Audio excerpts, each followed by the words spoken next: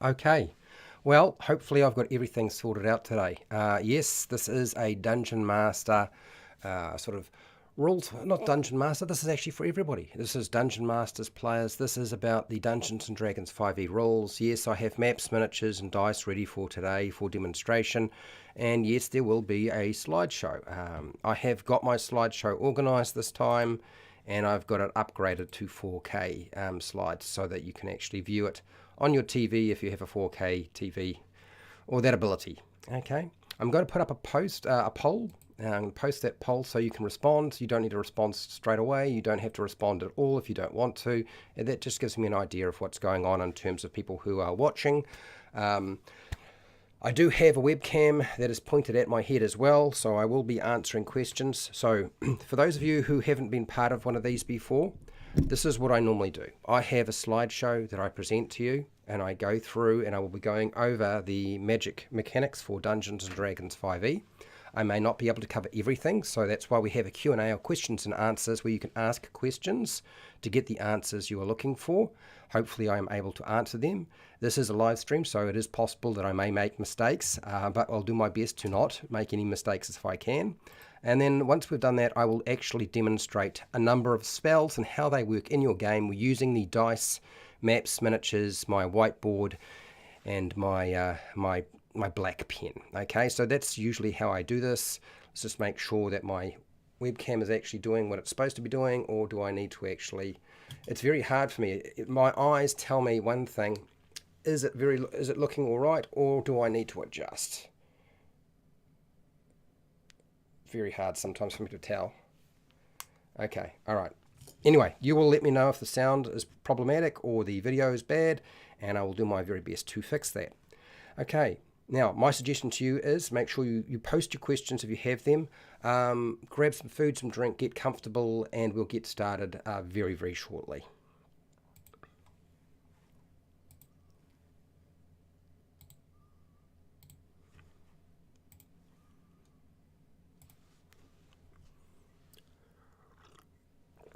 Okay, all right. There's a lot to cover, so I might have to take some breaks. Hi, welcome to How to D&D. My name is Fred Weller, and today I want to talk about Dungeons & Dragons, because actually I almost always talk about Dungeons & Dragons, seems to be the case. This is the Dungeons & Dragons 5e rules. This is lesson 4 where I cover the magic mechanics, the mechanical nature of magic in Dungeons & Dragons 5e, how it all works. Yes, that means talking about spells, and yes, I'm going to go in depth. The overview for today is I will be covering spell level, cantrips, what they are, rituals, how they work, casting time, spell components, spell duration, concentration, including the mechanics for concentration, schools of magic, what they are, spell area effects, casting spells, like what they actually looks like. And of course, I will be giving you some recommendations, but ultimately there will be some demonstration as well. That is always part of my objective, is to explain everything as clearly as possible, demonstrate where possible, and allow you to practice playthrough with me. Would be nice. It may not be possible today, but we'll certainly see. Maybe I can get some of you to roll some dice for me. So if you have dice close by, grab them, because you might need them. For those of you who don't know, D&D Beyond has the basic game rules for Dungeons & Dragons 5e available for free on their website. It doesn't cost you anything. Signing up to that website is free, and you can access all of the basic rules of the game. Now, it doesn't give you absolutely everything, but it gives you enough to start, so you do not need to worry about having money to be able to play this game. You can play it with no money if you need to. The first topic I want to cover is spell level, what that looks like, and explain it a bit. Spell level indicates the power of the magic being created and how difficult it is to cast or create in the first place. Spells range in level from 0 to 9. So there are 0 level spells, which are cantrips, level 1, 2, 3, 4, 5, 6, 7, 8, 9, and that designates, the number designates how powerful, with 9 being the most powerful spell. character level does not correspond to spell level for casting classes. So if you think that if you are a level 3 character, you can cast level 3 spells, no, it doesn't correspond. So don't ever get mixed up around that. The chart is actually in the player's handbook and also part of the basic rules. It isn't actually corresponding at all, unfortunately. Cantrips. I mentioned before that cantrips are a 0/0 level spell. Now the nature of a cantrip, it can be cast an infinite number of times, as many times as you like without using up a spell slot. And so if you decide you want to cast that particular cantrip, that 0 level spell, 100 times during your game or gaming day, you can. It's possible to do that. You don't have to prepare a cantrip. Spellcasters, their minds are so well in tuned to this particular cantrip, and they have practiced it so often that they are able to cast it without having to memorize it. So you don't have to worry about that sort of thing. There are other spells that you do actually have to memorize each day, and I'll go into that a little bit later. Okay, so the concept behind the cantrip is that because the spellcaster is dealing with such a low level spell, they usually practice it more than any other spell, and therefore they don't need to worry about memorizing it, because it is just it's like muscle memory. It's gone in there and it's staying there and it ain't coming out. Another really interesting way of casting a spell, and that is the ritual. They are designated by the ritual tag. They are a special type of spell. Some spells can be cast as a ritual, but not all spells can be cast as a ritual. Only the spells with the ritual tag. The ritual version of a spell, and you normally have a spell has a casting time, and you can cast it using that casting time, that normal casting time, but if you decide to cast it as a ritual, it will take you 10 minutes longer to cast than normal. So if you have a casting time of a spell of 1 action, then it would cost essentially 10 minutes plus 6 seconds, which is the time frame of basically your action. Okay, so always think of, when you're casting your ritual version spell, that you are taking 10 minutes plus the spell's normal casting time. Rituals don't actually expend a spell slot, so it's one of the great reasons to actually try to get a hold of ritual spells and be able to cast a spell as ritual, because you don't use up those valuable spell slots, which are limited. The ritual version of a spell can't be cast at a higher level, by the way. So you might find there are spells that are ritual casting spells. They have the tag, but they have different levels that you can actually cast them at, and you can't do that with a ritual spell. You can't cast them at the highest level or higher levels. You have to always cast it at the lowest level that it is available. A spellcaster must have a particular feature that grants the ability to cast a spell as a ritual. Now, a wizard has this feature, and there are other classes as well.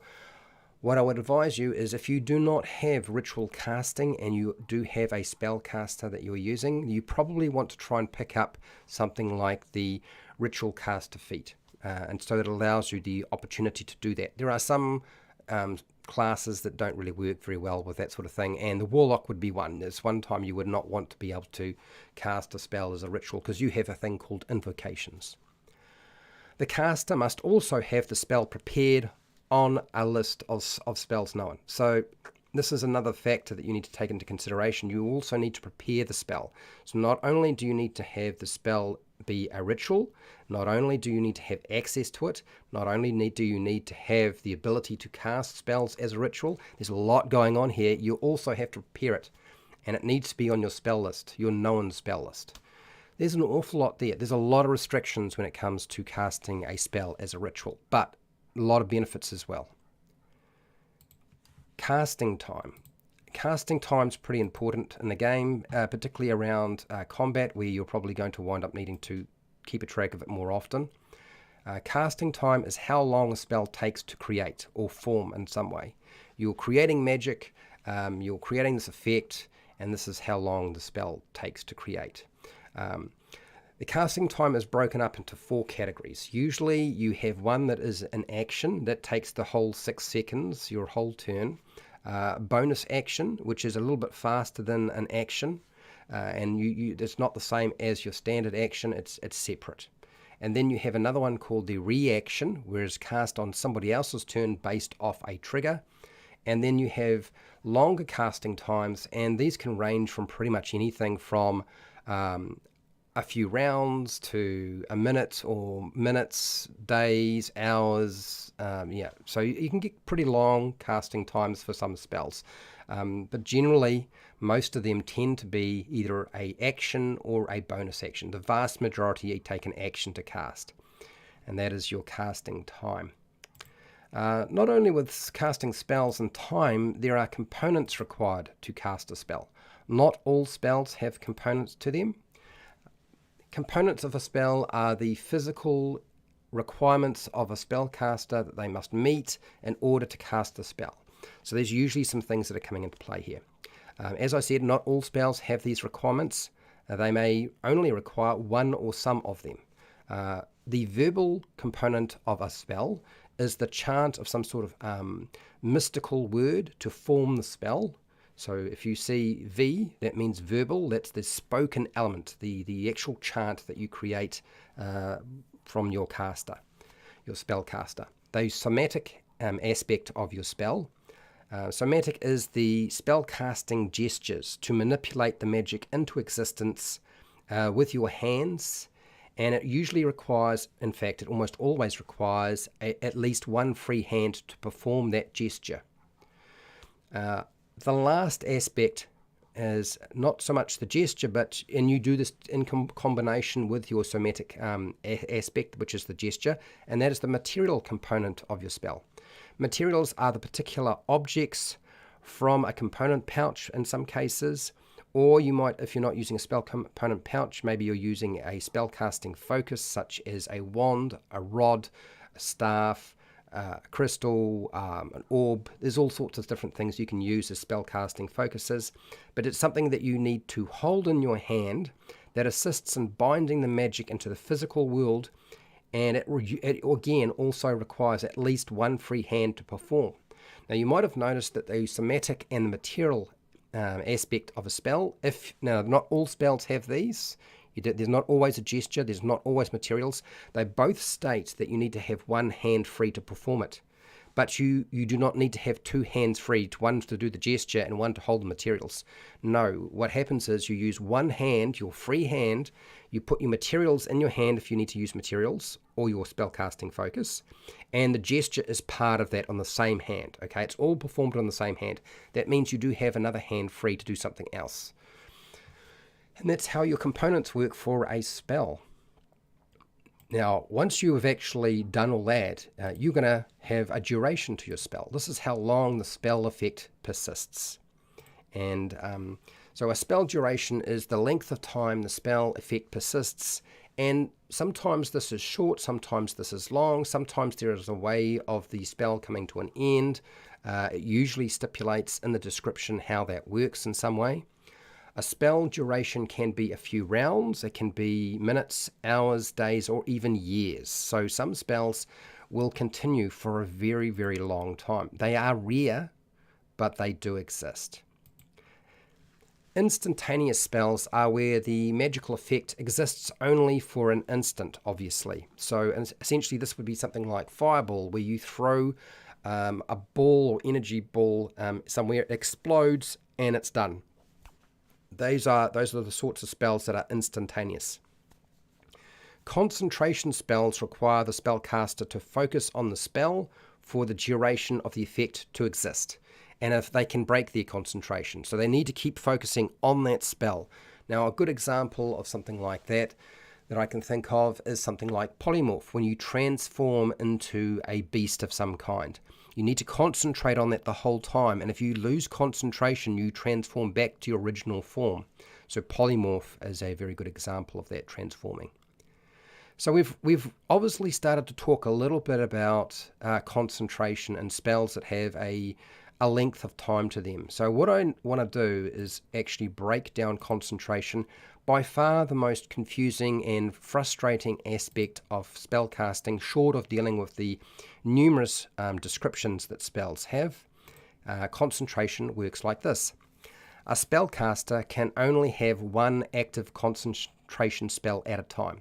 So if you start casting something like Polymorph, which is a concentration spell, and you transform yourself into a beast, say a T-Rex, and you decide, I would actually like to be invisible.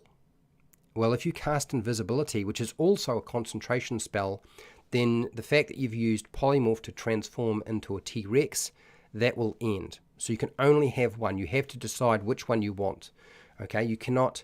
Fly is another one of those concentration spells. You can't cast Fly, use that spell, and then decide I want to be invisible and fly at the same time. This is a combination we used in older versions of the game, which was extremely broken and caused a lot of trouble. and so they have incorporated the concept of concentration on spells to try to get rid of those combinations. So yes, you can only have one concentration spell up at a time. A Dungeon Master can always require a DC or difficulty class Constitution saving throw. So that's a DC 10. And that is to maintain concentration if the environment has some sort of phenomena that would distract you as a spellcaster. And essentially, this is just basically a section under the concentration rules that states that a Dungeon Master just picks a DC 10, and it's a Constitution saving throw. Okay, you make that Constitution saving throw whenever they think that there is something that would distract you as a spellcaster. Now, it does specify environmental phenomena, but given that the Dungeon Master can deem a lot of different things to be distracting, I think you'll find that you're going to have to go with, if they decide that you need to make a concentration check, then you're going to have to make a concentration check. Now, there is something that is definitely spelled out and is pretty much raw, and that is if the spellcaster takes damage from an attack. That might be an attack roll that was made against you, somebody shoots you or swings a sword at you and strikes you and does damage, or somebody casts a spell and you take damage. This would force you to make a concentration check on the spell. And the spellcaster, the magic user, must make a Constitution saving throw to maintain concentration, or the spell will end. If they succeed on that check, they're all right, and if they don't, it's going to be lost. So if you take damage, or the Dungeon Master asks you to make a concentration check, okay, which is essentially a Constitution saving throw. Now, the mechanics can be a little bit confusing because there are two criteria that determine what the DC for your Constitution saving throw will be. And so I'm going to cover them now. So when it comes to deciding on what is the DC for the Constitution saving throw to concentrate on that spell, it is determined this way. It is either going to be equal to 10 or half the damage taken by the spellcaster from a single attack.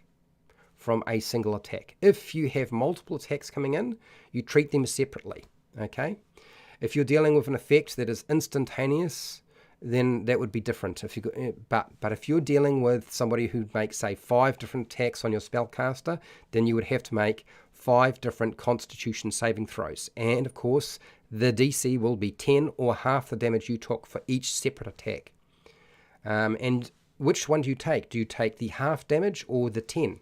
You always select the number that is higher. So if the DC 10 would be higher than half the damage you take, then you take that. If the damage you take that's halved is higher than 10, then you take half the damage. That's the DC. Easiest way to understand how that works, okay? Constitution saving throw is always what you use for a concentration check on a spell. Now that we've covered probably one of the worst and most frustrating aspects of the mechanics for the game, we'll move on to the schools of magic. And I want to break it down so it's super simple for you. Magic is grouped into spells. It's got 8 different categories. They describe the function of the spell and the schools of magic they would be associated with. Abjuration spells, they offer protection. This is protection.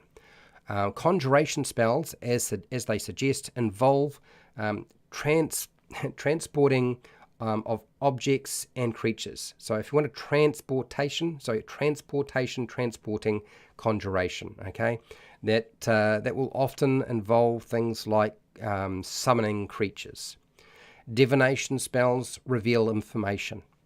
Enchantment spells affect the mind of a creature, monster, or your character. Evocation spells manipulate magical energy to destroy or restore something. So evocation is not always about destruction. Sometimes it actually restores. Illusion spells deceive the senses of a creature, whether that be your sight, your hearing, your smell, your touch. Necromancy spells manipulate the energy of life and death. A lot of necromancy spells will either bring you back to life or they can potentially kill you. And then transmutation spells, probably one of the more fun types of spells out there. They change the properties of a creature, an object, or the environment. So these are things like polymorph, where you transform something into something else. Or you change the shape and nature of an object or even the environment. Transmutation. Now, not all spells simply target one thing. There are different types of spell effect areas. And it can be a little bit confusing because we're using a grid often, but if you're using theatre of the mind, it can be just as confusing. Areas of effect for a spell determine the space that the magical change is going to occur in. It is where the creature is being caught in the effect. Okay, that's the area of the effect. The area of effect that you will normally get is either a line. You can also have a single target, but a line, a cone, which is basically the shape of your ice cream cone, a cube, which is essentially the shape of a cube, which is like a box, a sphere, which is essentially the shape of a ball, and then the cylinder, which is essentially the shape of your toilet roll. That's what we're dealing with. Those are the sorts of shapes you're dealing with. And so you're dealing with stuff that isn't two-dimensional sometimes. Sometimes you're having to deal with 3 dimensions, and that can be a bit difficult to get your head around. I totally understand.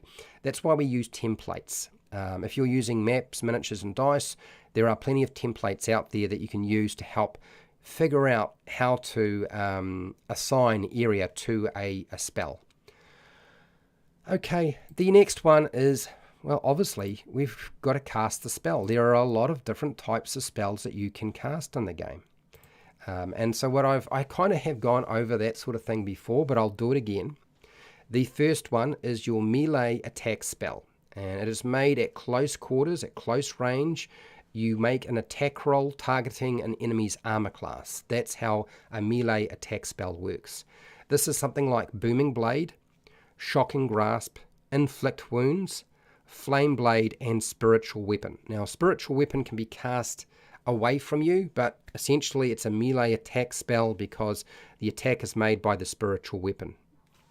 Then we also have ranged attack spells, and they are made at close range or at long range, and you usually do not want to cast these spells up close in melee or close quarters because there are penalties to doing that. So you want to try to stick to using your ranged attack spells at short range or long range, and they will always involve an attack roll targeting the enemy's armor class.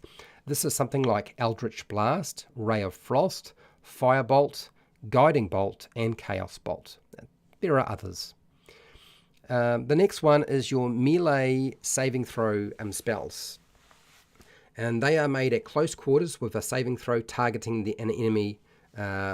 And basically, it's going to be targeting a DC. There's a DC that we're dealing with. So that the enemy will make a saving throw, and it will target them in some way, and they have to respond. It's a reaction in some cases.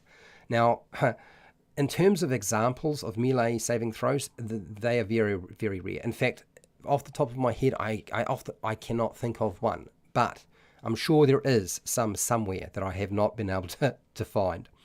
The next one is your ranged saving throw spells. Probably the most common spell out there that isn't an attack roll, and that is made at short range and long range with a saving throw targeting an enemy.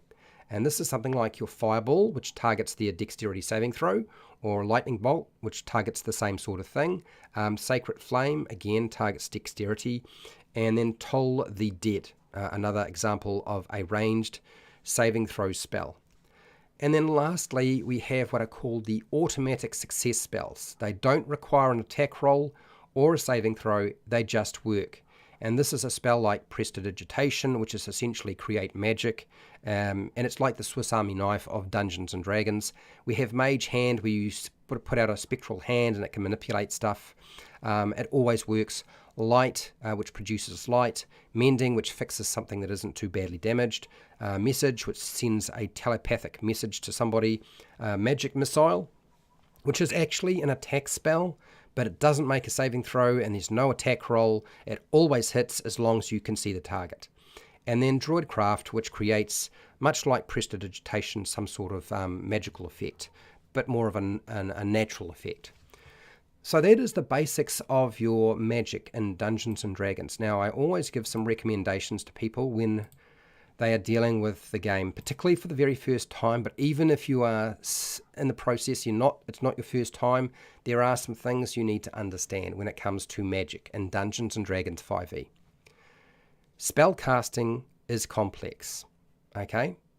Don't let anybody tell you that it isn't. The only reason that they are saying that it is not complex is because they don't find it complex. And because a lot of people who have played Dungeons and Dragons for many years, and a lot of people who will gravitate towards Dungeons and Dragons like complexity. So they don't see complexity when there is complexity there. So it's all right, since spellcasting is so complex, it's all right to make mistakes. Don't feel bad about it. We've all done it. Known spells. One of the things that there are different types of looking at spells, and that is known spells, the spells that you know, the spells that you prepare, okay, from your known spells, and the spell slots that you have, they're not the same thing. And I know that's confusing. The easiest way to understand this is that there are a certain number of spells that you know, and then you have a smaller bracket from those known spells that you can prepare to cast in a day. And from that, those prepared spells, you only have a limited number of slots that you can cast in a given day. So it's a chain, basically. They are not the same thing. And I did say this already, but I'll say it again. The spell level is not equal to the character class level. As I said, if you are level 5, your character's level 5, that does not mean that you can cast a level 5 spell. You have to look at the chart for that character class to figure out what level spell you're able to actually cast. And it's usually indicated by the spell slots. Okay, it's the biggest section of the spell casting table for your characters. Again, it's all right to make mistakes with this sort of stuff, so don't worry too much about it, but I would recommend that you read spells carefully. It's always a good idea to reread them more than once. And then you need to jot down. I would definitely, when you're running a character that casts spells, jot down the page number for quick reference so you can figure out if you've made a mistake. There will be times when you think you remember how the spell works and your dungeon master will say, I'm not sure that's how the spell works. You need to be able to refer to a page number so you can open up the book quickly, and particularly if the dungeon master wants to stop the game and refer to the rules. Now, not all dungeon masters work this way, but it's always a good practice to make sure that you keep opening the book and refreshing your memory about how those spells work. If you are playing a character that casts spells, you have taken on the hardest task in the entire game as a player. Dungeon Master has the hardest job of all. But if you're going to play a spellcaster, you have to do quite a lot more homework, and you really have to be far more cottoned on and alert and keyed into what's going on at the table. Otherwise, you're going to wind up creating a lot of problems for yourself and everybody else. I'm hoping that this was useful to you in some way and that you got something out of it. And if it means that you have questions, that's fine. That's why I'm here. If you have any feedback you would like to give, by all means, do so in a nice way, please. But if you have any questions, I will do my best to answer those questions, not necessarily in the comments section, but since this is a program that I run every single week, and we come back to the rules every single week, we can address them in that particular class, and I can also make videos about that particular topic if I think it keeps coming up. So, yes, leave your comments, and hey, till next time, keep rolling those 20s.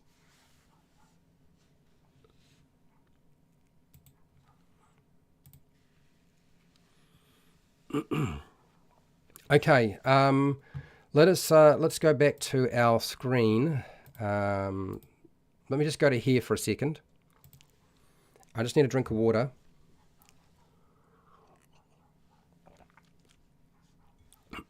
We might go through I think we'll go through the chat very quickly. So to give you an idea of what I had already decided I was going to do. You see that stack of cards there? Those are the spells that I'm probably going to demonstrate today. Unless somebody stipulates that there's something specific that they want me to show them. So those are the things that I'm definitely going to probably work with today. So if you're like, cool, excellent, we're going to actually see you explain a few things. Yes, absolutely, that will happen. I'll do my very best to make sure you can see everything. But we will go to the webcam and my face and go through the Q&A very quickly. And then we will get on with actually doing some demonstration. I will take a break halfway through. So usually this is about 2 hours. So after about an hour, I will take a 5-minute break or less. And then we will come back and continue on. But we'll get through the chat as quickly as we can. Okay. Skid Motor, hello, how are you? Issues that came up is Wall of Force with spells like Sacred Flame and the new Psychic Lance. Both seem to work fine within and outside of WoF. What's your WoF, mate? You'll have to explain to me, Skid Motor, what you mean by WoF. Okay? Hello, by the way. Yes, hello, how are you? So you're talking about Wall of Force, and you're talking about Sacred Flame. So I don't understand where the issue is. You have to explain a lot more of what you mean here for me to be able to address something like that. I'll pull up the spell, which is Wall of Force, so I can see it in front of me. But right now, I don't understand what your question is trying to communicate. so I need a little bit more clarification for me to get anywhere with this. Wall of Force. Okay, so I've got the spell up, which means I can move across to a webcam if necessary, over to a different screen, but I need more clarification.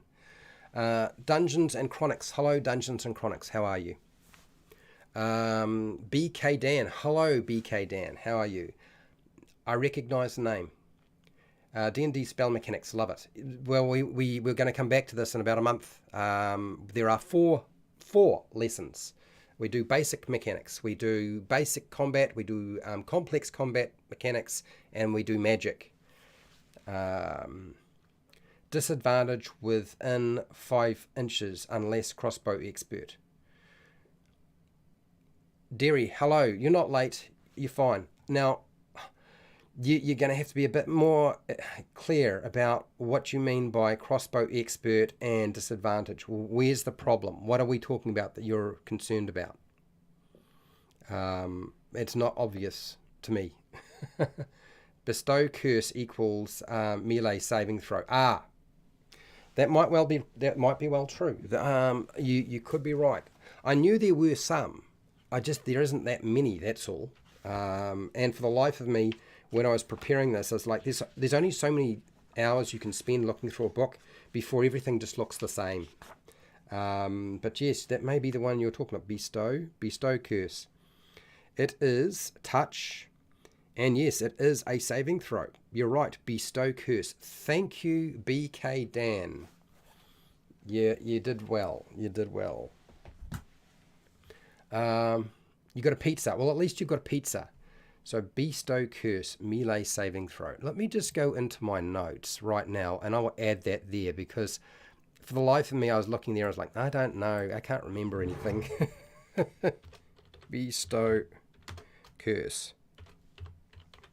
For those of you who haven't figured it out, it's going to be pretty obvious that at some point this class is going to get better and better and better. Okay. Derry, cast magic missile into the darkness. If you can't see the target with magic missile, you can't use magic missile on it, unfortunately. That's just the nature of how it works. You have to be able to see the target to use magic missile. One-liner, okay. Okay, does it cost an action to use magic? Dungeons and Chronics, most spells require an action, a bonus action, a reaction, or something else that's longer. So yes, magic does require you to do something with it. Okay, inside combat, that is. Okay. Thunderwave has always been a point of contention. So Brian Murray, hello Brian Murray, how are you? Thunderwave determining the range and where the cube is placed. Okay, Brian.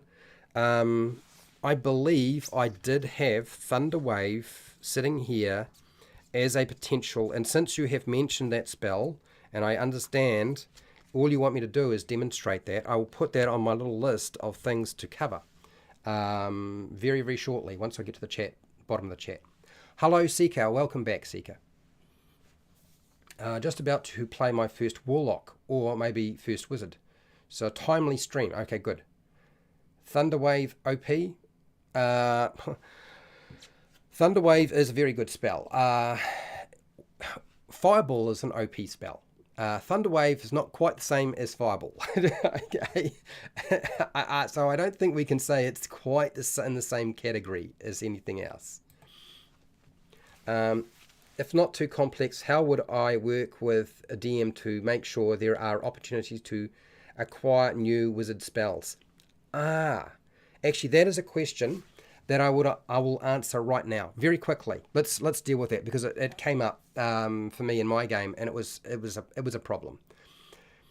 Can I just advise Dungeon Masters, when you give your players downtime, time where they can, outside of the adventure, they can go and do other things. I found it really works well for me in my group. It changed everything. And during that downtime, okay, allow the wizard to go back to their school of training and to learn new spells from other wizards who are more powerful than they are, so that they can actually scribe new spells into their spell book. Now, they're obviously, if you only give them a week downtime, they're only got a week to get it done. If you give them 2 weeks downtime, they've got lots of time to get a lot done. But you don't have to worry about that, because ultimately it's money. They will run out of money. Wizards always run out of money when it comes to scribing new spells into their spell book. That would be the best way, I think, frankly, is to allow them to have downtime to go visit their school of training where they learned their magic art and just pick up new spells from the head teacher, their mentor. It's such a simple, easy fix. I know it's great to be able to find spell books and scrolls during the game, and yes, keep doing that. But I would also open that up as a possibility. I know I love playing monks and wizards, and I know how frustrating it is to play a wizard and never to find a spell book or a scroll that I can scribe into my book. You have the money, but you just don't have the access to it, and it is frustrating. So that's probably the best way I can think of, Seeker. Thunderwave OP. No, I've mentioned that. Thunderwave. We will. So Sammy 3D, we're not going to have a discussion about Thunderwave. I'm just going to demonstrate Thunderwave, okay? Hello, Fendar. Fendar is a patron, supports me on Patreon. He's also a moderator. And the best way to support this program continuing, by the way, people, is through supporting me on Patreon, where you get everything that I produce and support all the classes that I run every week, and all the material that I put together goes up there as well. That's probably the best way. It's like $1 a month is the least you can play. You can play what you want. There's no tiers. And otherwise, super chat and super stickers are always welcome. Okay, Spirit Wolf. Hello, Spirit Wolf. David Rose. What do you got here? Heading to the grocery store. We'll have to rewatch later. Not a problem, David. Totally understand. Mr. Finkel. Hello. Let's talk about ritual spells and how they work. Well, I did. What else did you want to know? I guess that's the question, Mr. Finkel. Mr. Finkel, you'll let me know. Tell me more. Derry, my dog thinks Hinder Wave is too exciting. Okay. Spurs, horse fast. Okay. Question. Magic missile versus death saving throws. A one-shot kill on a downed PC. Seeker. Magic missile versus death saving throws. Let me find magic missile. I'm not entirely sure what you mean by that. That will obviously be the second thing I'll be discussing, but I can demonstrate Magic Missile. Do you want me to demonstrate Magic Missile on how it works on a character who is down? Is that what we're trying to do here? Is you want a demonstration of Magic Missile on a downed character? That's pretty ruthless. Can be done. Did I put all of the wrong spells into this card list? I did, probably. Where did I put it? That's not good. I got Thunderwave there, but I don't have Magic Missile. But it's all right. I know how Magic Missile works. So we're all good. So, okay, Magic Missile's on the list. Zap. Fun movie. Okay. JP. Hi, Jean-Paul. Jean-Paul is one of my friends. Play with on the weekend. Hi, Fred. Could you elaborate a little on Fireball and sculpting spell mechanics? School of Evocation for the viewers. Oh, my God. Yeah, I could do that. Awesome. Right.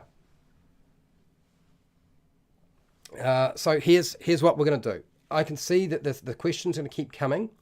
And so I'm going to type in here, ask your questions, hashtag ask your questions. Your questions.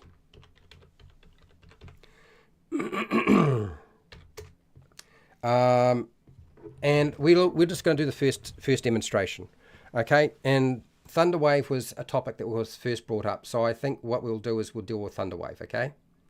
And then I'll do my very best to try to mark down the next thing that if I had the cards in front of me, I had them before, but maybe I can grab them in the break. I'll just write it on my hand that I need to remember. Fireball, Magic Missile, Magic Missile, Fireball. Okay. All right, we're going to change the view, people. So keep asking your questions, but we are changing the view. Here we are. Thunderwave.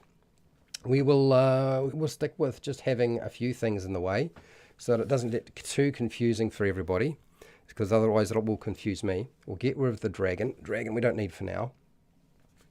And I'll get rid of those because we don't need them right this very second.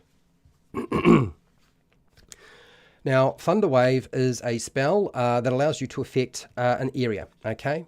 It's instantaneous, it has a verbal component, and you have a gesture, your somatic component. Okay. But it is always formed, this 5-foot cube is always formed from yourself. And I totally understand why you are confused and why people get upset and they're like, how is this supposed to work? So let's put our skeletons over here, like this. How's that? We'll put some skeletons like that. Now, what I would normally do is I would draw in like a marker, a line around them, which I can't do on this map because it may stick. It may stick. I might not do that. But what I will do is I will instead give you an idea of sort of what it looks like in terms of the shape. So it's a cube, and I think the first thing that people always get confused with when you look at this and you read it out is like a wave of thunder force sweeps out from you. Each creature in the 5-foot cube originating from you must make a Constitution saving throw. On a failed save, a creature takes 2d8 thunder damage and is pushed 10 feet away from you. On a successful save, the creature takes half as much damage and isn't pushed. Okay, so it always does damage. Okay, that's always nice. So how does it look? In addition, unsecured objects, completely within the area are automatically pushed away from you by the spell's effect. And the spell emits a thundering boom, audible to 300 feet. And you can upcast it, but we're not going to upcast it. Instead, what I'm going to do is I'm going to show you what this would look like. We will need a 20-sided dice. This is going to be made by our skeletons. I'm using skeletons today. So for those of you who are wondering, like, how is that going to work? We're going to use skeletons. We're going to use the 20-sided dice, but we also need some 8-sided dice. And I do actually have some 8-sided dice here because I figured somebody was going to ask me about sleep, but nobody's asking me about sleep, so we'll deal with Thunderwave instead. Okay? So let's assume that we're casting this thing at level 1. So we're only going to get 2 8-sided dice worth of thunder damage if it works. How do we line this up? The easiest way is, and I know a lot of people get really confused, is you can't include the caster. So there's 3 squares on a map that you would normally draw from. So you draw from here to there. You see that? So out of the 2 skeletons and their position, I could only get 1. I could draw from here to here, and I only get 1. You can draw from the corner and you'd miss all of them, right? And so the argument has been, well, am I not able to position the cube, that 15-foot cube? This is not 15 foot, but just imagine that we are roughly about 15 foot. I'll make a marker on here so you can see 15 foot on it. That is there to there.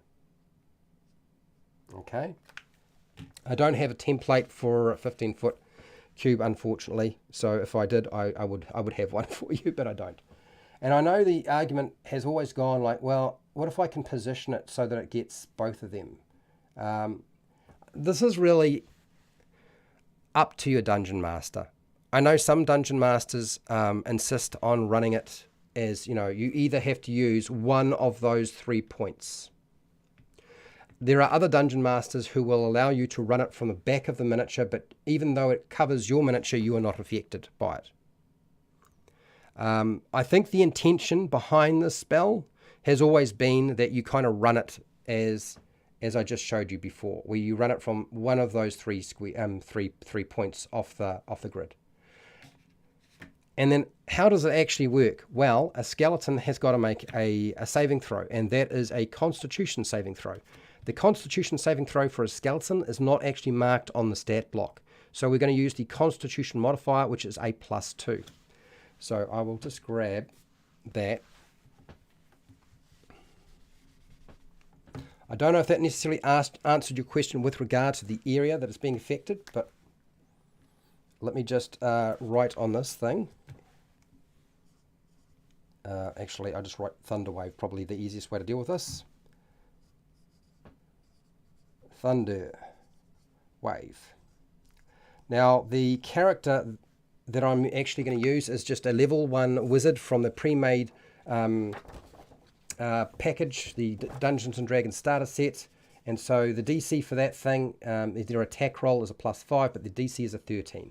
So we need to deal with a DC 13. DC is going to be equal to 13. So we need to make sure we get a reasonable score. And our bonus for our skeleton is a +2. And I roll a 20-sided dice, and we will see if it actually gets affected. Hopefully you guys can see that. There's my 20-sided dice. It is, yes. Roll it. I got that looks like it is a 6. It is a 6. 2 + 6 equals 8. Okay. So to succeed, you need to get equal to or greater than. We failed, so that means we take full damage. Okay, if we fail, we take full damage. We roll our 2 8-sided dice. If we're casting at level 1, not at a higher level, I got a 4 and a 5. I add the 4 and the 5 together, I get 9, and that's it. Okay, there's no mention of adding your spell casting bonus to it. It is just the dice, that's it. And then, of course, you also get to push the target if they fail. And they did. And so I'm going to push one of those skeletons, since apparently we're only affecting one, 5, 10 feet back. Let's say, well, this is the one that got hit. Okay? And that's really Thunderwave. That's the gist of how Thunderwave works. Now, I don't know that it necessarily solves a lot of your problems. I've just showed you what I think the convention is, the intention behind the spell is. But ultimately, a lot of dungeon masters rule differently with regard to how the area is worked out. Hopefully that answered your question. How's it going, Redstone Monster? I love the name, by the way. Okay, let me just scroll up again and just make sure I've got the next person's question ready to go. I need some water too, otherwise I'm going to go insane. It's very hot in my office. Okay. Now, Magic Missile. Somebody who wanted me to talk about Magic Missile versus death saving throws and a one-shot kill on a downed PC. Okay, so I think the first thing we need to deal with is we need to have a look at the death dying rules for Dungeons and Dragons, which is in the combat section. Unfortunately, I don't know that I really want to pull up D&D Beyond. I suppose I should, since it's probably smart to first refer to the rule before I demonstrate what we're talking about here. And a lot of the information is actually in it. So what I will do in this case is show you how it's supposed to play out, and then we'll demonstrate. How's that sound? Okay. Where are we? Window capture. Window capture. I think I got the window capture all right. Let's go back to where I was. Okay, this is D&D Beyond Death Saving Throws.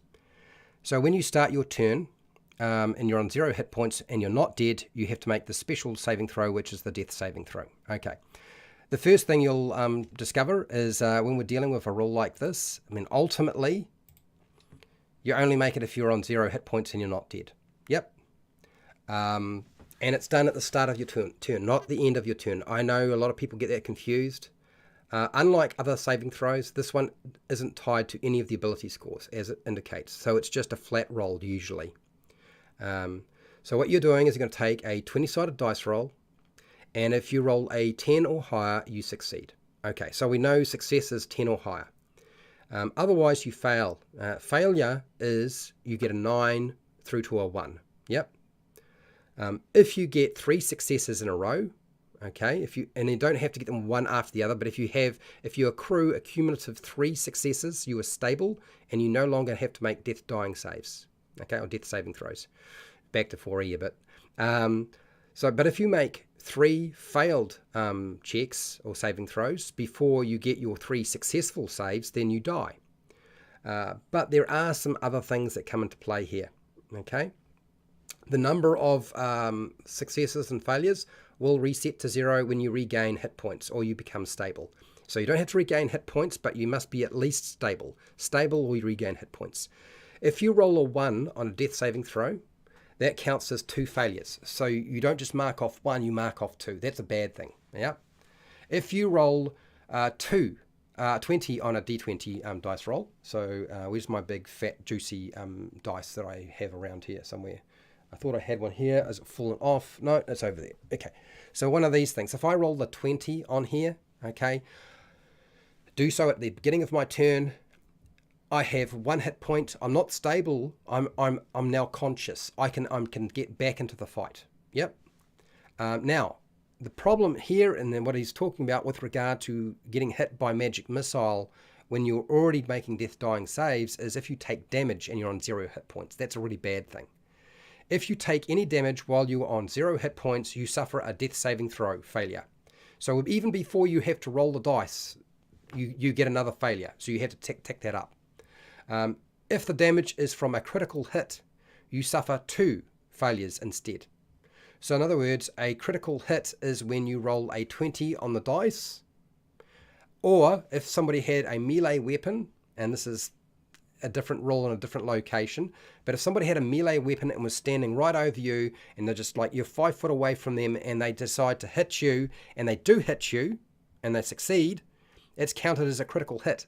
Critical hits are bad, because critical hits mean you suffer 2 failures. So it's not just rolling a 20 on the dice from an attack, but also if they stand over you, and they would obviously have advantage because you would be prone, so a better chance of actually getting that critical hit. But it's also counted as a critical hit without even rolling the 20, as long as you hit the target, and you get 2 failures. Yeah. If the damage equals or exceeds your hit point maximum, you suffer instant death. So in other words, if you have 20 hit points as your maximum, and you're on 0 hit points and you take 20 points of damage, you are dead outright. That's it. That's the end of you.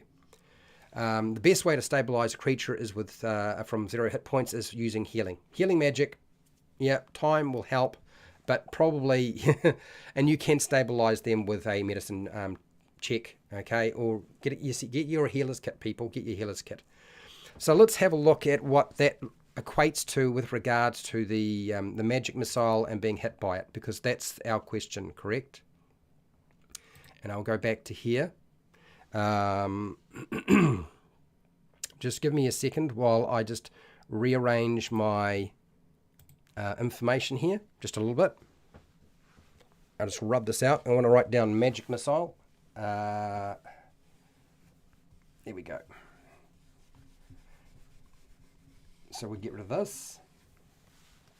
I'm going to get rid of you and you. And this time I'm going to bring in a dwarf. Now, what I really need is I need an evil wizard. Let's take an evil wizard. Here's an evil wizard. We've got an evil wizard today. I'm just going to mark that out of the way. I've done Thunder Wave. I don't need to do that again. Just write this up here. Move that out of the way. Sorry about that. Saving throw. Death. Save. Okay, fail. Succeed. Okay, and we get 1, 2, 3. 1, 2, 3. So we will kill 2 birds with 1 stone here. Okay, this is probably the smartest way to deal with this. Now, with regard to Magic Missile is usually cast with a 4-sided dice. And a lot of people, when they're casting at level 1, like to roll 3 of them, because there's 3 darts. But the rules do actually state that you usually roll 1 dice, and then you just multiply that by 3. So it's 1 dice plus 1, and then you multiply it by 3. Okay, so I will do that right now. Not a problem. So wizard here, down character. Let's say that it's not their turn yet, and they haven't had a chance to make dying saves. So we don't have to worry about that yet. How many hit points does our cleric have? Our cleric only has a maximum of 11 hit points, which is not very much. Okay, 11 hit points and that character's gone. So he makes his attack. You roll 1 20-sided die, 1 4-sided dice for your magic missile. I rolled a 3. So 3 plus 1 is 4. I'm going to have to put this up here somewhere so you can actually see what I'm doing. So we'll just turn this, and I'll draw on this because I want to use the other board. Okay. 3 plus 1 equals 4. That's for 1 dart, but we've got more than 1 dart. So we take the 4, multiply that by the 3 darts, and we get 12. Now that's bad. Can you see right now where the problem lies? Because now that you've been hit and you're down and unconscious, taking 12 hit points of damage from Magic Missile, that character is instantly killed. You don't have to worry about making dying saves anymore. Character only had 11 hit points, was on 0 hit points. Take 11 hit points of damage, you're dead. Okay? So let's assume, instead of it instantly killing you, that we didn't do quite so much damage. So if I were to roll this dice again, well, I would like to roll something other than that. A 2 would be good. Thank you. All right, so we'll get rid of this. So I rolled a 2 this time. Let's get rid of that. Get rid of this. Get rid of that result. So 2 is on the dice. Add the 1, because you always add 1 to the 4-sided dice for each dart, which comes to 3. So 3 times 3, because there's 3 darts, comes to 9. The cleric now takes 9 points of damage. Okay, they're on 0 hit points, takes 9 points of damage, and that is counted as a automatic failure. Not 2 automatic failures, because it's not considered a critical hit. Just because they're down, you take damage doesn't mean it's a critical hit. Totally different situation. Okay, so 1 failure. Okay, from that magic missile, but not dead, because you still got 2 hit points. You didn't fall below your maximum hit points. Okay, from 0. 11 hit points. You needed to fall. I had to do essentially 11 points of damage to kill this cleric here, this dwarf. Yep. Does that make sense? Now, I'm going to get rid of that, and then I'm going to roll through and show you how dying saves work, and then we're going to move on to a spell, because I think that's where we really wanted to be in the first place, was talking about magic and spells, and Fireball was definitely a topic that came up, so we will definitely have to talk about that one, won't we? Frankly, not a very easy topic to talk about if you ask me. So, You remember that 20-sided dice. It rolls round. Let's assume that there are some other characters here fighting this mage. Okay? Blah, blah, blah, blah, blah. It is now time for this dwarf to make a death dying save. Already been hit by magic missile, but not dead. Just dying. You roll 20-sided dice. I rolled a 7. Okay? At the beginning of my turn, I take a failure because it's less. It's between 9 and 1 fails. Okay.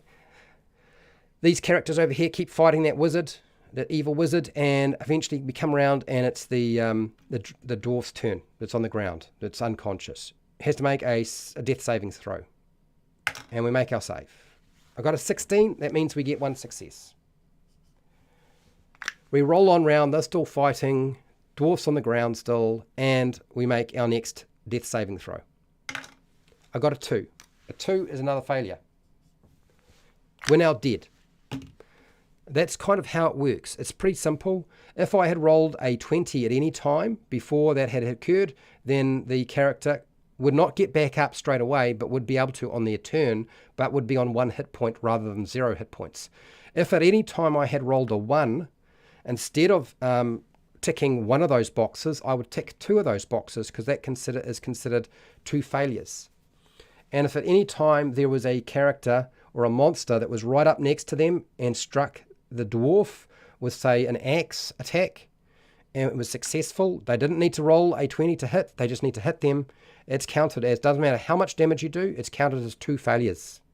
Unless, of course, it outright kills them by doing minus their maximum hit points. That's basically, I think, what you were trying to ask in terms of magic missile, correct? You'll let me know if I'm wrong, but I think that's the question you were looking for. Right, let me just have a look through here in terms of questions. If no.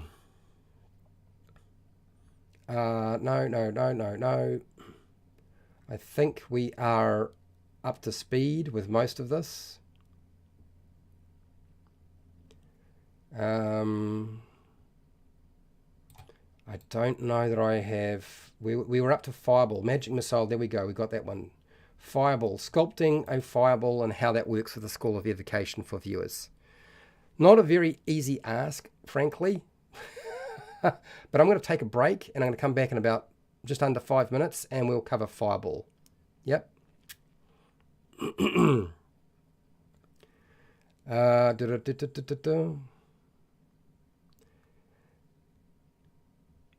Now, I see where you're going with. This is what you were trying to say. It's like, because Fireball is Magic Missile has 3 darts. That would mean, does that mean you wind up losing? Okay. Yeah. I guess you do have a point there.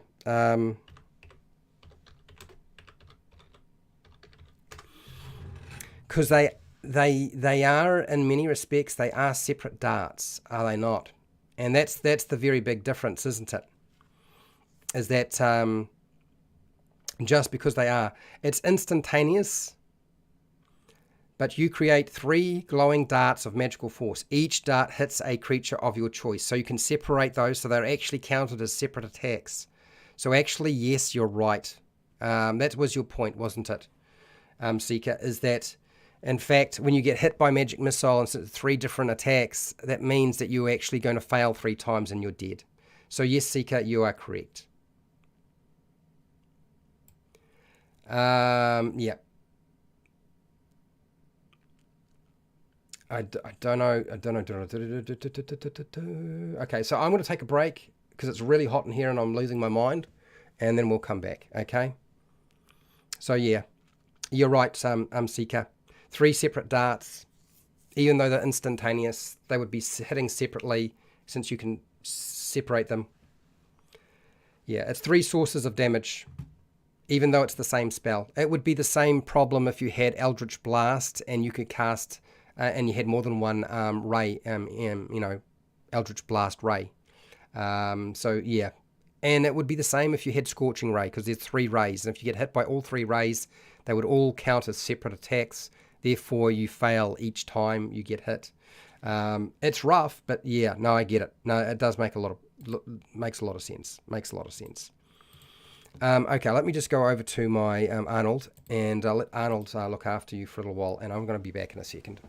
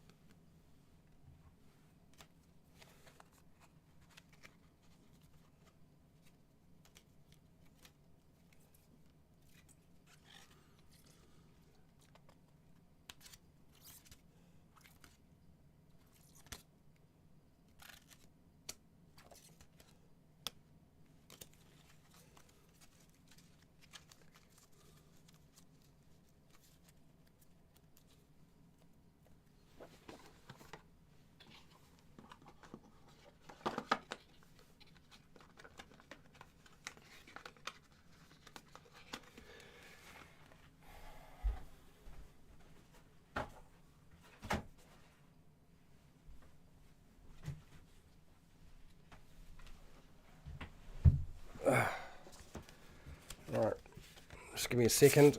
I'll just get out my template.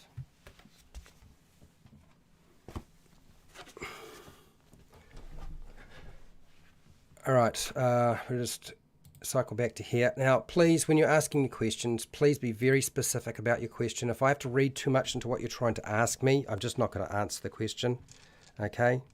I'm already seeing quite a few comments in there that are so difficult to unwind that it's going to be frustrating for me. So I've covered how Magic Missile works. I haven't done that one. That's fine. That's fine. That's fine. Okay, we've got that one there. These. I'll put them over here.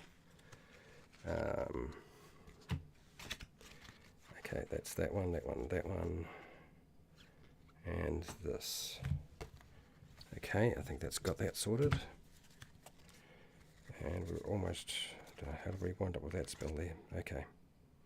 Okay, so. All right, so let's just rub out this.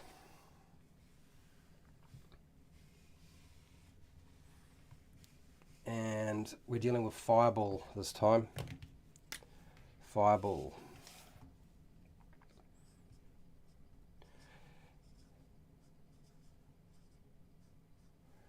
Okay. 8d6. And it is going to be a DC 13 because our wizard has got a modifier of that, so that's what we'll use. Okay, so this is going to be probably easier if I get that out of the way, because that's going to be here in the way. So I'll put that over there. All right, that's all right. We'll move you out of the way. We'll put in some targets for us. We'll put in some, I guess we'll put in some targets to indicate like how you can do this as well. Some skeletons, some zombies. Yeah, zombies are good. We'll use zombies. We'll use some zombies. There we go. And there. So we've got our wizard. And we've got that going on. All right, so that's basically our setup for this situation. Now, the question was, with regard to Fireball, how does it look when we are using our sculpt feature as part of evocation? And so what I will do is I will pull up the section on that right now. Now, for those of you who don't want me to miss your questions, you're probably going to have to do hashtag question. Otherwise, I will miss your questions. Okay?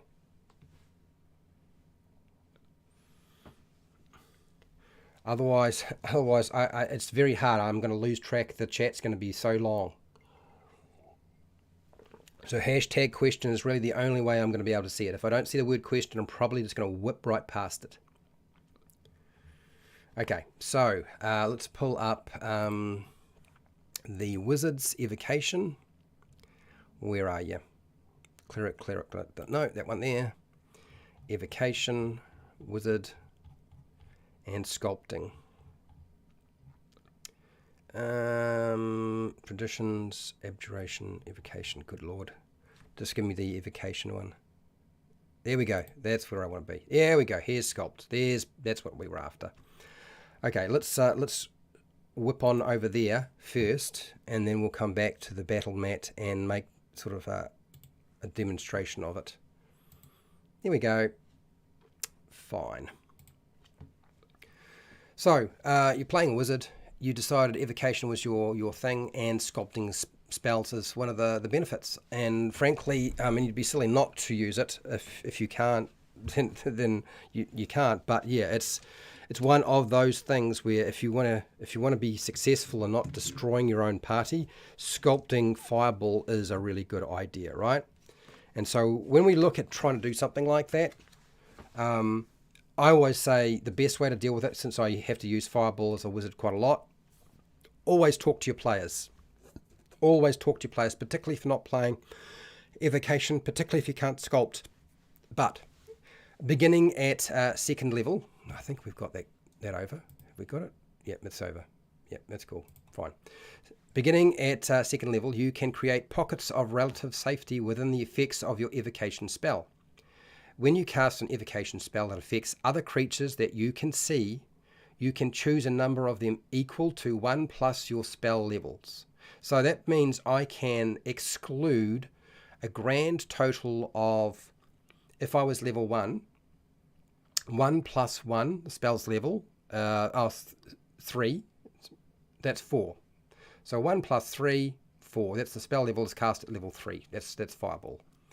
The chosen creatures automatically succeed on the saving throw against the spell, and they take no damage. So that means they don't have to worry about making a roll, and they don't take any damage. So it's essentially the thing you want to do if you are a wizard in evocation and using Fireball a lot. All right. There is another feature that allows you to do some sort of thing like that the sorcerer has. It's not very good. It usually doesn't work well. So that means here's my Fireball, which I believe this is the is this the radius 20? Let me just have a look. Radius 10, 15, 20. This is 20. So a Fireball has got a radius of 20. So I can target everybody, including myself, if I wanted to. If this is the caster here, that's our caster, that's our wizard. 2 clerics over here. They're fighting off these zombies, and there's some more zombies over here. And I want to get them all. I don't want to miss them. Like, I can get them all. I can just cover over everybody, okay? Rather than trying to sort of trying to figure out how can I get them without hitting the players that are my allies. I can just go plop like that. And because I get 1 plus the spell level, and I'm casting it at level 3, the fireball, there's 4. And there's only 3 players, okay? So we're all good. I can include myself, the 2 clerics. But our zombies will be taking some damage. And how does that look? Essentially, they make a dexterity saving throw. And zombies aren't very good at making dexterity saving throws, okay? If you're looking at the stat block for a zombie, you won't see that they have a saving throw for dexterity. Their dexterity modifier is what you use. It's a -2, okay? -2, and then we make a dice roll. And so what it will look like, essentially, is something like this. How can I do this the easy way? I'll just rub that out. -2, and we're going to add whatever I roll on the dice. That's how we're going to work it out. Okay. I'm going to switch over to here. Sorry, wrong screen. Have to make sure I keep an eye on OBS rather than the other screen. Okay, so I can't see your comments right now, by the way, people. I'm focusing on other things. So if you've got comments, you're going to have to make them stand out some way. Okay, hashtag it or something. Right, so I take my 20-sided dice, I roll that for each of my zombies, okay? Now, I would advise you is to roll in batches. So if you have more than one 20-sided dice, then grab them.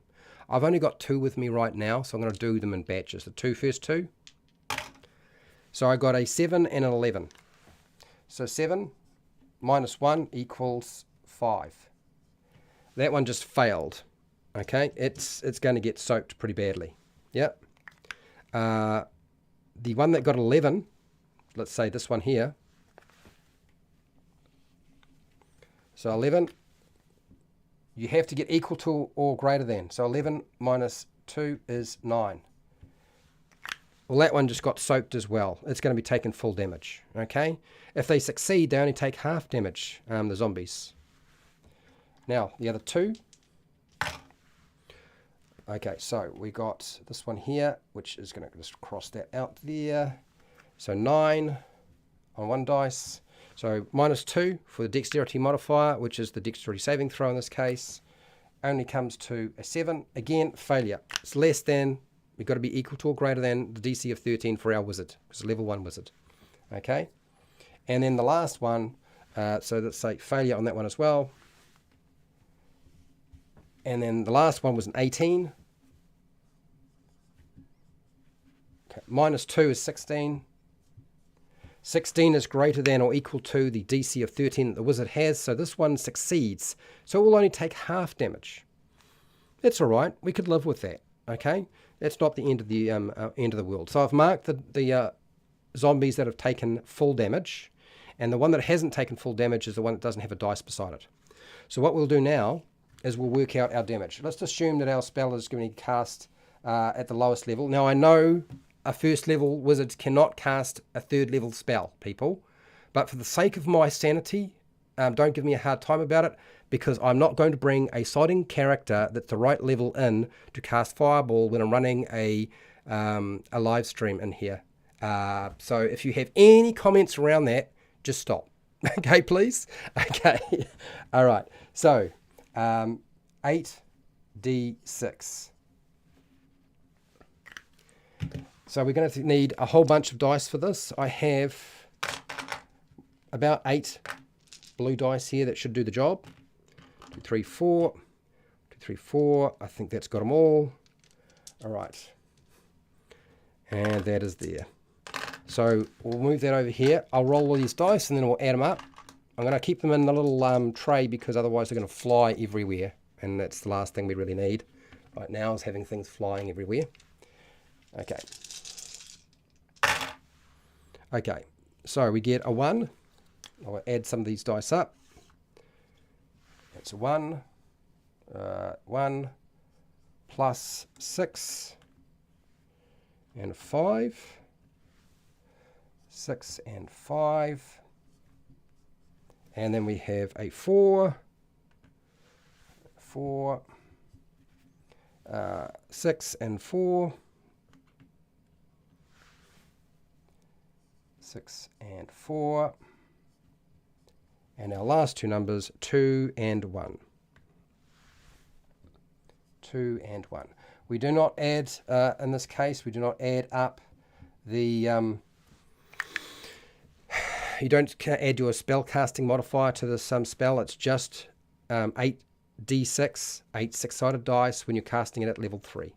So our total comes to 10, 16 at the top for half of them, and the other one is 10, 13 there.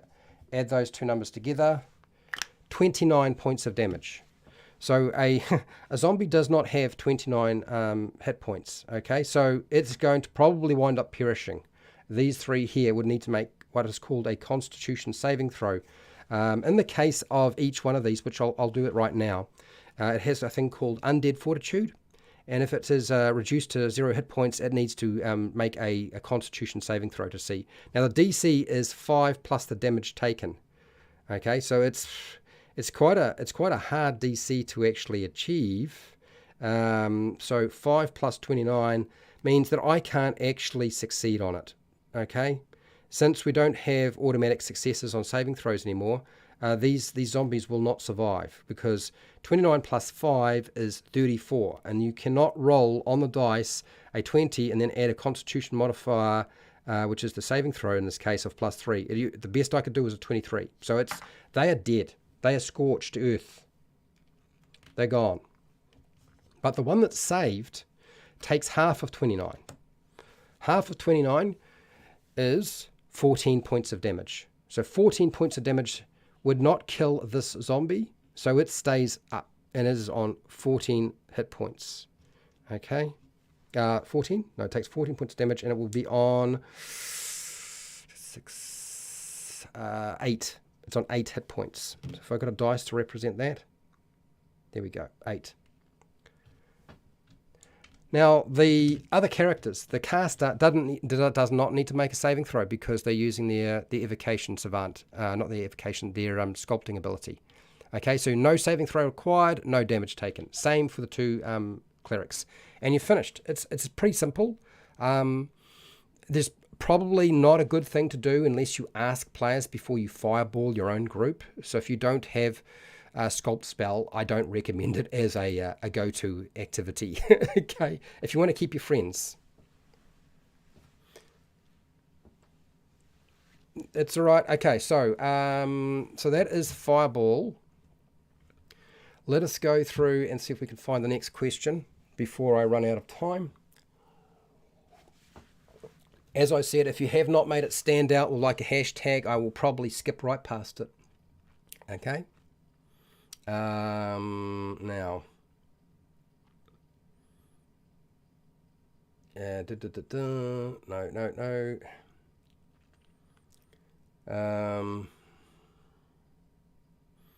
that. Done that. Done, yes. So, Redstone Monster, if you're still here, I'm glad you are enjoying the Lost Mine of Phandelver videos. We have a weekly Lost Mine of Phandelver Dungeon Master tutorial, and you're welcome to come and join me any time and every time you want to, okay? If you're still running it, that is. Right, there we go. We'll go over here. And back to the chat.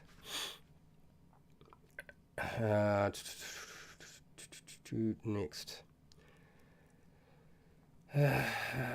Yes, you can use Magic Missile for disrupting spellcasters. Because yes, you could potentially, yeah, you can, as they are separate darts, you could force them to make 3 concentration checks. We used to use Magic Missile in the past and ready it to do this sort of thing, to stop people from casting a spell.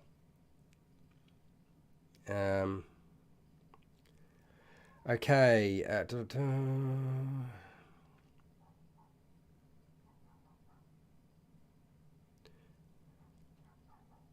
No, originates, as I said, from point on the in the square that the miniature starts from. But again, if you're using theatre of the mind, none of that's going to matter. It's only going to matter if you're using a grid. Do you mean? Okay, no. Mm-hmm. Uh, okay.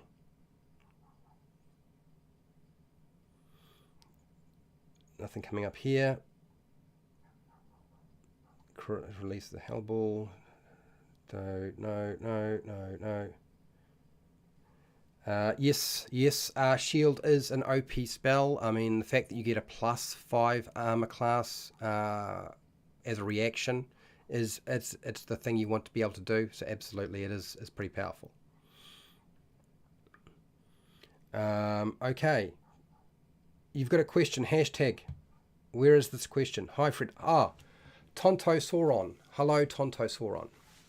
I was wondering if you could explain the spell save DC of player characters. This is in the third sheet of the character creation PDF pack.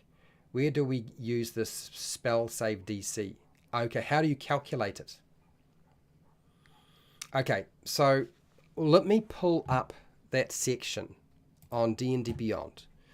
So when I'm explaining it, it's going to be really abundantly clear. I think that's probably the best way. So you're talking about the calculation to figure out what it is that it's going to be. Yep. So can I want spell casting? That's what is the spell? That's the thing I want. Nope, nope, nope, nope, nope. Scroll down, scroll down, scroll down, and nope, nope, nope, nope, nope, nope, nope, nope, nope. Range. Is it under this? Maybe it's not under this. Maybe it's in a different section. I would have thought it would be in here, but maybe it's not. Combining effects.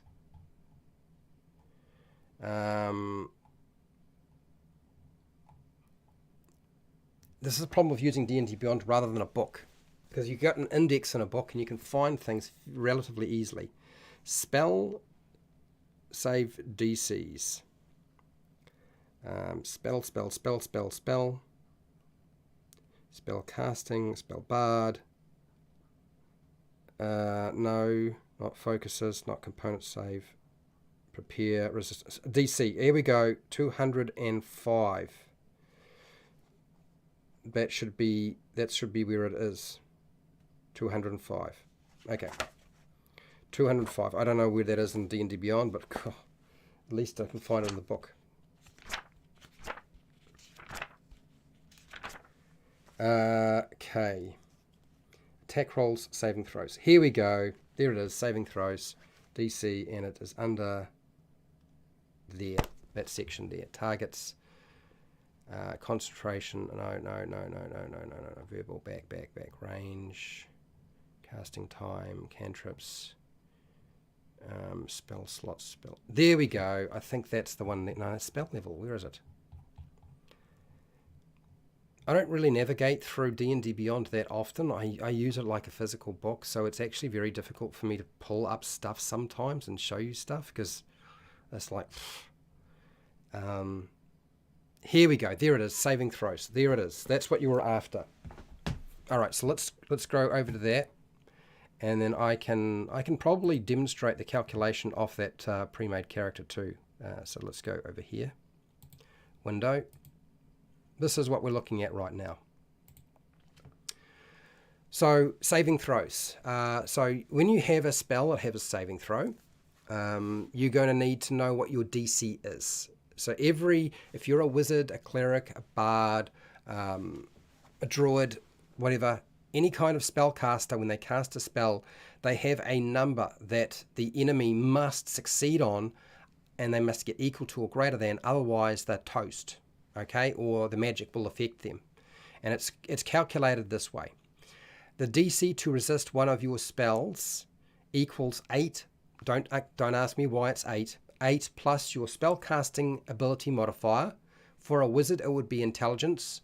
For a bard, it's going to be charisma.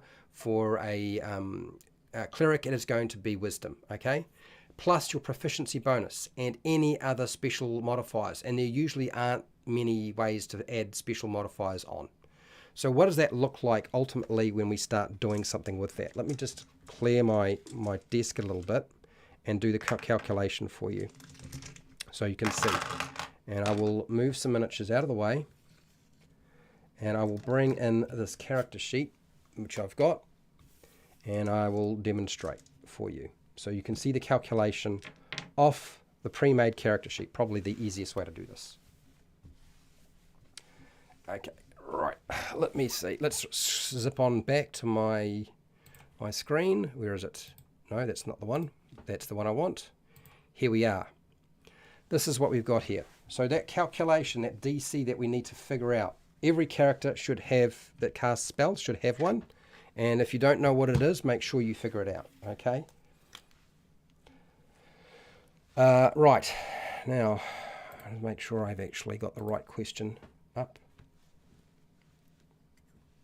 Yeah, that is the question, and so we'll do this, okay? So it's spell save DC.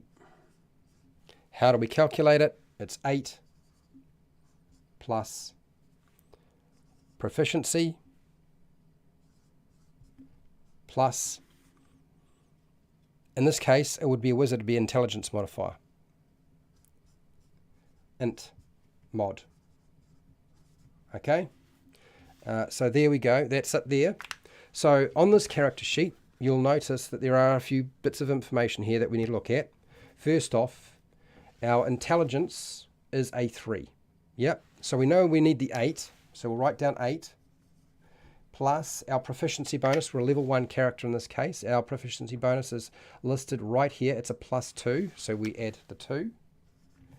And then because we have an intelligence modifier and we're playing a wizard, and they use intelligence for casting spells, we're using the +3. So 3. Which is why 8 plus 2 plus 3 comes to 13. And that's why I've been using that 13 the whole time during this demonstration. Because I'm classifying our wizard as being a level 1 wizard, just for simplicity's sake.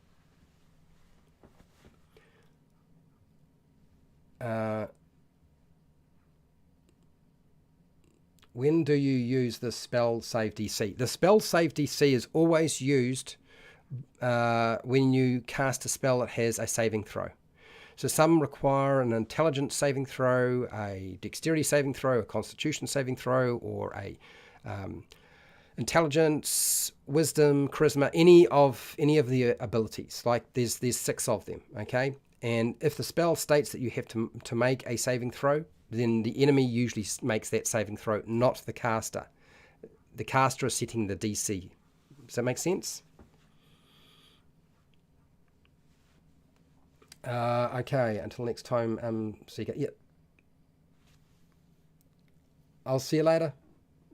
If somebody's going to go. Tonto, I want to know when to use the specific save spells save DC during combat, since some of the spells have detailed what kind of damage they do and what the save is for. Yeah, so every spell is different. So what I can do is, I can demonstrate some saving throw spells today. That's the whole point, is I will actually just roll through a few spells and show you how they work. And I'm happy to do that. If you would prefer me to do saving throw spells, I can do that. That's fine. I'm not against that idea. So since I think I've got on top of the questions, a lot of the stuff was just feedback and opinion as far as I can tell. As I said, hashtag question, otherwise I just won't notice it, okay? I'm going to demonstrate some spells. I've done that one. Let's do the things that I'd actually planned to do. Not that, not that. Here's one that comes up from time to time, and that is Chill Touch. Chill Touch makes no sense whatsoever, people. Okay, when you look at the spell, you think, "Oh, what's the deal?" I totally understand your frustration and confusion around a creature like this because, like, it doesn't make any sense what's going on here. We're going to use Chill Touch.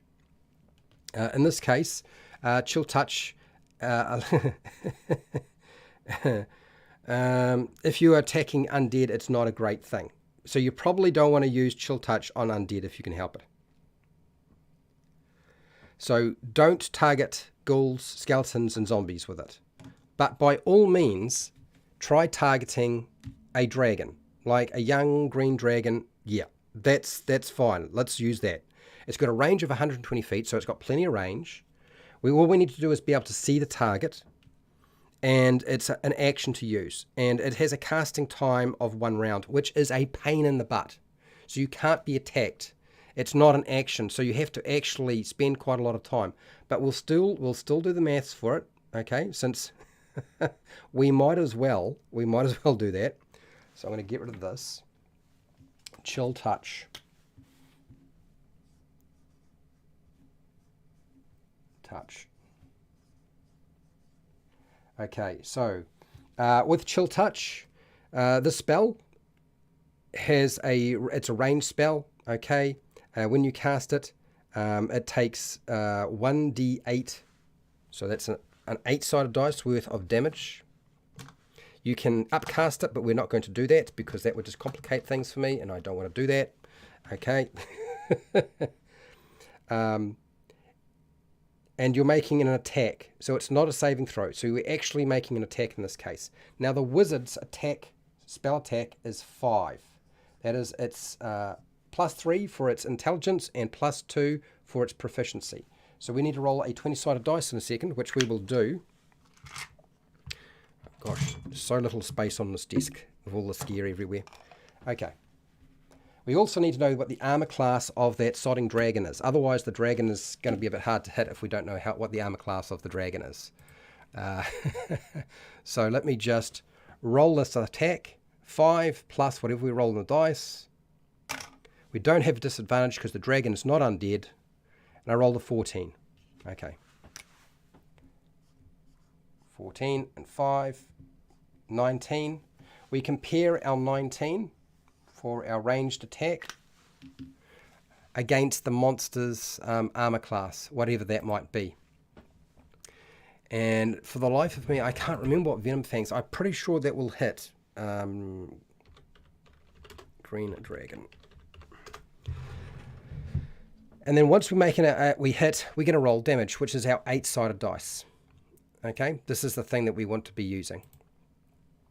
When you roll your dice, it's probably better to roll everything all at once. The armor class of our young dragon is 18. So we succeed in hitting our young green dragon because 19 is more than 18. Okay, so you need to get equal to or greater than with the armor class. So we've got it. Now we make some dice rolls for damage. Our damage, it's a cantrip, people. It's a cantrip. We don't get to add anything but just make the dice roll. 1 dice roll. That's it. We do 2 damage on the dragon. And that's essentially how Chill Touch works. It's not bad.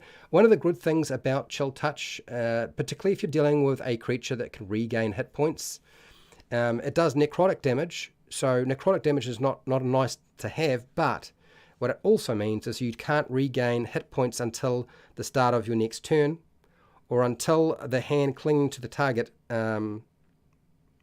Yeah, so basically the hand clings on and stops you from healing. Yep, so that's your Chill Touch. Do we have a question, do we? Question. Can you show the scenario where the spellcaster casts a ranged spell attack on a monster within 5 feet as its disadvantage unless the monster is incapacitated? Yeah, yes we can. We can do that. That's pretty easy. So let's use Chill Touch again. And we'll rub that out. We will rub this out as well. Now the problem with making a ranged attack, like Chill Touch is a ranged spell, okay? And it's an attack roll as well, okay? It's not a melee attack, it's a ranged spell attack. Therefore, anytime we make a ranged attack, Whether it's a spell or a weapon, we have disadvantage if we're right up in the face of the creature. So in other words, the creature can whack us with its claw or bite us. So we have to take 2 dice. We have disadvantage. You roll those. I rolled a 20 and a 12. So it could have been a critical, but it's not because I take the lowest result off those 2 dice, which is the 12 plus the 5 comes to 17. 17 is not greater than or equal to the armor class of a dragon, unfortunately. So we miss. So we do no damage in this case. And the dragon then breathes on us and we die. Probably, more than likely. Yeah, try not to face a dragon at level 1, people. It's not a good idea. So that is the concept. So if you ever find yourself in a situation where you're unsure what to do, and you're up close in melee, and you can't get out of melee, and you're a wizard, and you have a you have a level 1 spell, and you have magic missile, cast magic missile, because it doesn't require an attack roll. Even though it's a ranged spell, there's no attack roll, there's no saving throw.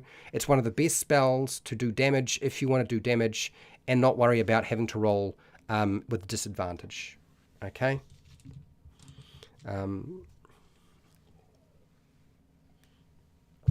Another alternative is to try to use a spell that has a saving throw.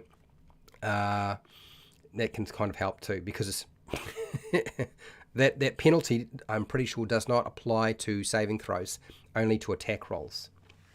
Question, Fendar, your question. What uses has the spell Color Spray? I always found it pretty underwhelming. It's funny you should say that. So let's have a look at Color Spray, because I'm pretty sure Color Spray was one of the spells that I had pulled out that I might potentially wind up being asked questions on.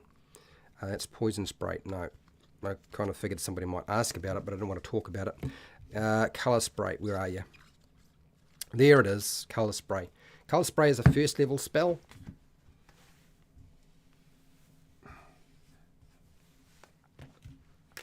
Color Spray. Spray.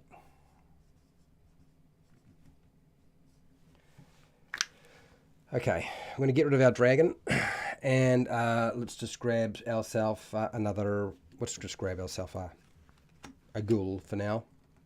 Okay, ghoul. Here's some ghouls. We're ghouling it. All right, so Color Spray. Let me pull up Color Spray for you. And Color Spray, where are you? Sources, no. Want spell, Color Spray. So let's have a look at the wording. And then I'll demonstrate. Okay? I think that's probably the easiest way. 1st level spell. Here we go. So where's my little scene?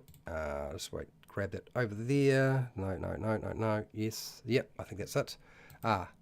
Color Spray. I need to move this over to the other side because I'm in the way right now. There we go, that's better. Right, here it is, Color Spray. So 1st level spell, it's an action to cast. It's got a cone. It's a 15-foot cone. That's why you see that little cone symbol. And it's got a verbal, somatic, and material component. Yep. And it potentially will make them blind if you're successful. So a dazzling array of colour. Coloured lights spring from your hand. Roll a 6d10. The total is how many hit points of creatures this spell can affect.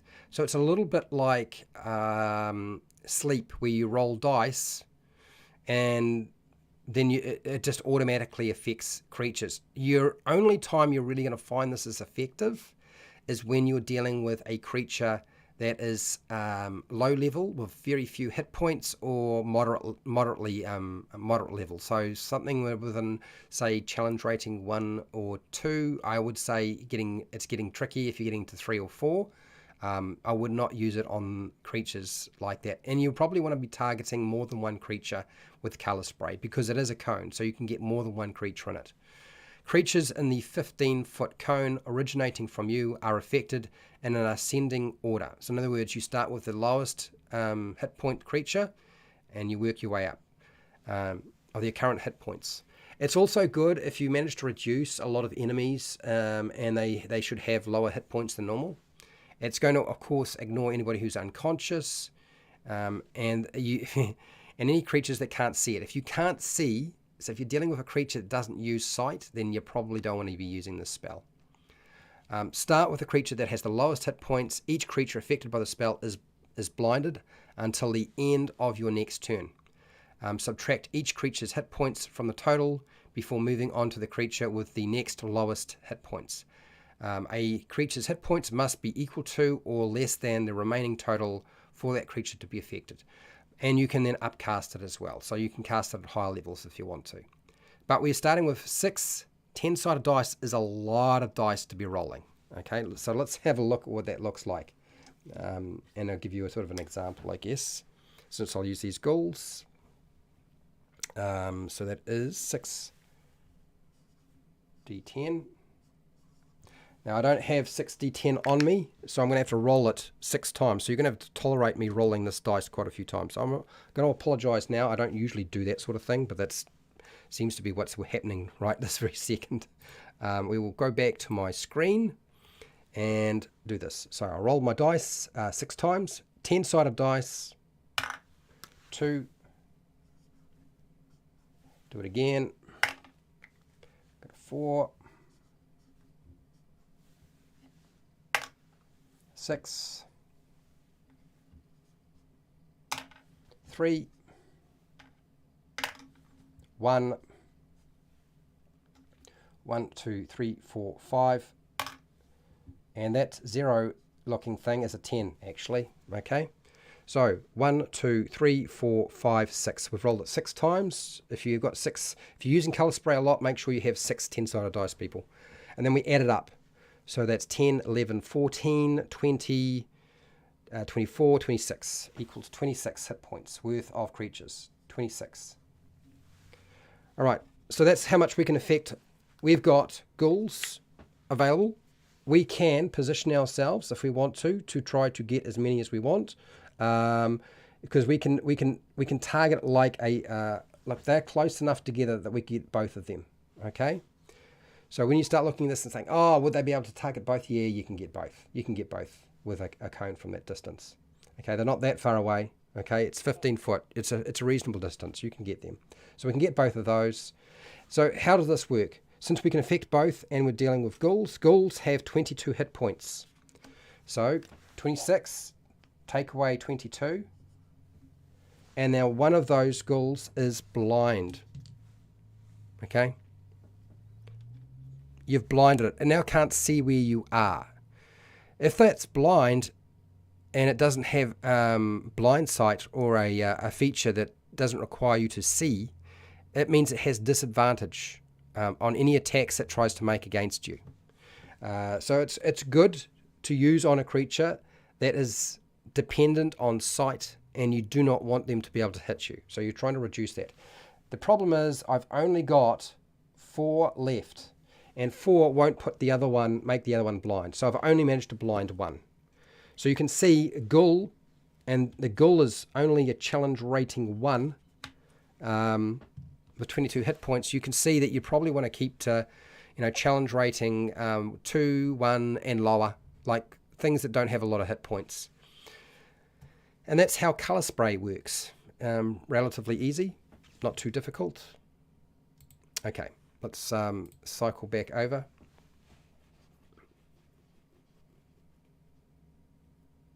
I've seen colour spray work very efficiently, but it's kind of circumstantial. I also think it comes down to player experience. I've seen a lot of people who know how to do it very well. Okay, we're almost out of time. So let's see if I can answer this question quickly. Tonto Sauron. So let's just go back to my webcam, I think. Webcam. There it is. And we'll try to answer this as quickly as I can. I have had a hard time finding information about lasting damage, such as if someone is poisoned or burned. Sometimes my players cast a spell that says the target is poisoned. So here's the problem with poisoned, and I think this is where you're going with this. But if I find no text detailing what happens in the next rounds in regards to the damage, rather than rolling a Constitution saving throw to get rid of the condition. Okay, so there are two things you're dealing with poison. You've got poison damage, which is separate from the poison condition. Okay, when an effect says you take poison damage, you take poison damage. If it doesn't say anything about you taking ongoing poison damage, then you don't do that. And there usually aren't that many things out there that do. Okay, it's a mechanic that used to be used in 4E. It's not used a lot in 5E. When the effect or the spell or whatever you're dealing with states that you've also got the poison condition, then you know that they've got the poison condition. That will usually state how long the poison condition will last. Often it's like 1 round, or they need to take a short rest or a long rest. It's usually not very long at all in Dungeons and Dragons.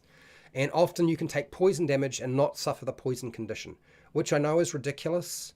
And if you're a dungeon master, feel free to decide that if you take poison damage, you also have the poison condition. You just need to decide how long they're going to be poisoned for.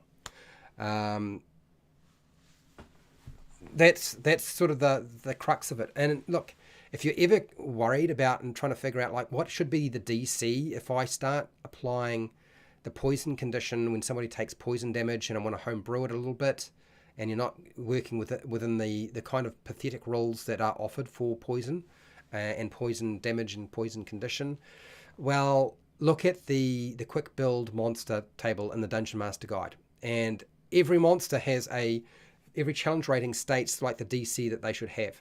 That's the DC you use in terms of poison and dealing with it. If the monster imparts that sort of thing, that's what you deal with.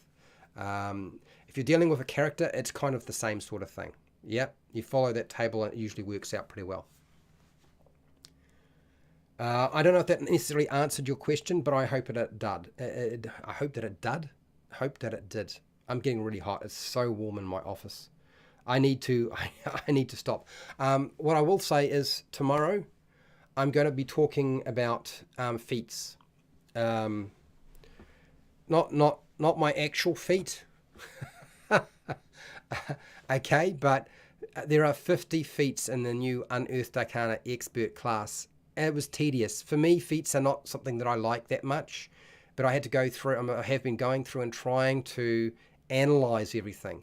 I've done all right with the fighting styles. I've done all right with the epic boons. A lot of the other ones, I kind of got halfway through and I'm starting to like, ugh. But I will talk about that tomorrow. It will be 10 a.m. New Zealand daylight time for me, which probably means it's going to be a different time zone for you guys. I will put that up a lot later when I come back from work, okay? It's the normal time I use on a Friday, which is Thursday in North America.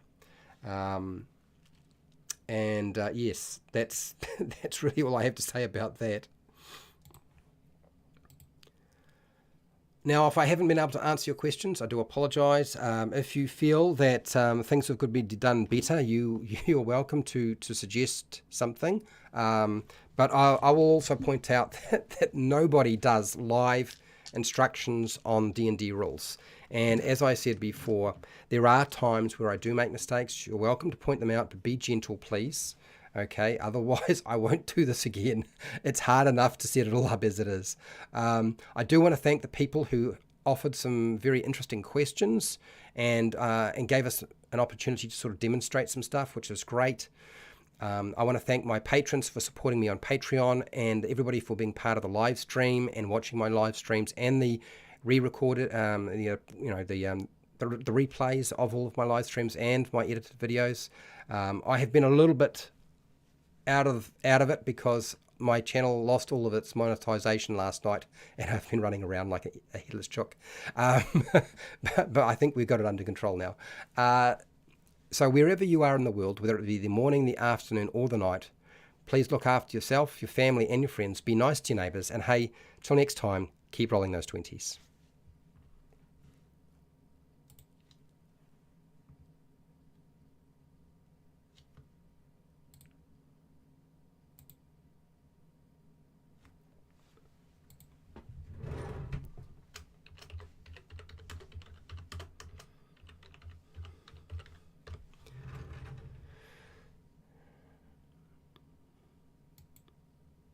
Right, there we go.